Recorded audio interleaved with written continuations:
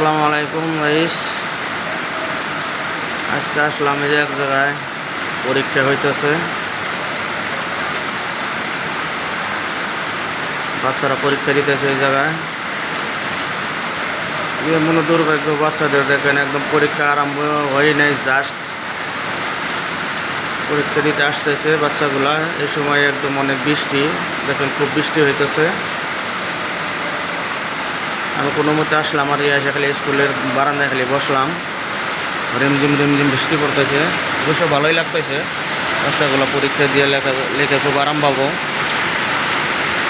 সুন্দর বৃষ্টি হইতেছে,